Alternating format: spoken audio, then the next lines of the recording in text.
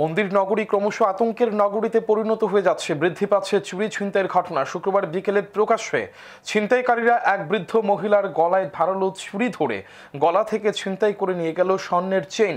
ঘটনাটি ঘটে রাজারবাগ অরুণাচল সংঘ সংলগ্ন এলাকায়। ঘটনাকে কেন্দ্র করে এলাকায় দেখা দিয়েছে চাঞ্চল্য। তদন্তে নেমেছে পুলিশ। মন্দির নগরী উদয়পুরে ক্রমশ বৃদ্ধি পাচ্ছে চুরি ছিনতাইয়ের ঘটনা, যার ফলে মন্দির নগরী পরিণত হচ্ছে আতঙ্ক নগরীতে। ছিনতাইকারীদের মৃগয়া ক্ষেত্রে পরিণত হয়েছে মন্দির নগরী, যার কারণে দিনের বেলায় রাস্তায় বের হওয়া দায় হয়ে দাঁড়িয়েছে সাধারণ জনগণের। শুক্রবার বিকেলে প্রকাশ্যে এক মহিলার গলা থেকে ছিনতাইকারীরা স্বর্ণের চেইন ছিনতাই করে নিয়ে যায়। ঘটনাটি ঘটে উদয়পুরের রাজারবাগ অরুণাচল সংঘ সংলগ্ন এলাকায়। এলাকার এক বৃদ্ধ মহিলা বড় ছেলের বাড়ি থেকে এদিন ছোট ছেলের বাড়িতে যাচ্ছিলেন।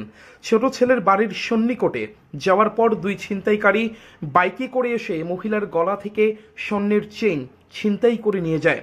বৃদ্ধ মহিলার ছোট ছেলে জানান, ওনার মা ওনার বাড়িতে আসার সময় দুই যুবক বাইকে করে পেছন থেকে আসে। বাইকে থাকা দুই যুবকের মাথায় ছিল হেলমেট।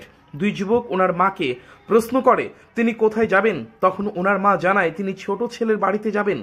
এই বলে ওনার মা হাঁটতে শুরু করলে বাইকে থাকা দুই যুবক ওনার মায়ের গলা থেকে স্বর্ণের চেইন ছিনতাই করে পালিয়ে যায়।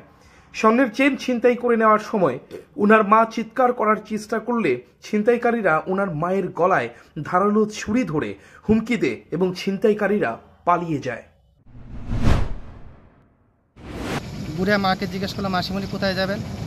তখন মা বললো আমার ছোটো ছেলে বাড়িতে যাব। মা যখন এইভাবে ঘুরলো তখন মার চেনটা টান দিয়ে ও নিয়ে গেল। সঙ্গে সঙ্গে মা বললো কী করলো, আর ও একটা চাকু বের করে মাকে ধরলো, ঠাইট মেরে ফেলবো করে চলে গেলো বাইক দিয়ে। কি বাইক ছিল? অ্যাপাচি সাদা কালার অ্যাপাচি বাইক। আর কারোর চিনা গেছে এরকম? না, একটা মাথাতে হেলমেট দেওয়া ছিল, মা চিনতে পারেনি। ঘটনাস্থলের পাশে থাকা সিসি ক্যামেরার ছিনতাইকারী ও তাদের সাথে থাকা বাইকের ছবি ধরা পড়ে। ঘটনার সাথে সাথে খবর দেওয়া হয় আরকিপুর থানার পুলিশকে। দ্রুত ঘটনাস্থলে ছুটে যায় পুলিশ। ছিনতাইকারীদের সন্ধানে নামে পুলিশ। ঘটনাকে কেন্দ্র করে এলাকায় দেখা দিয়েছে চাঞ্চল্য।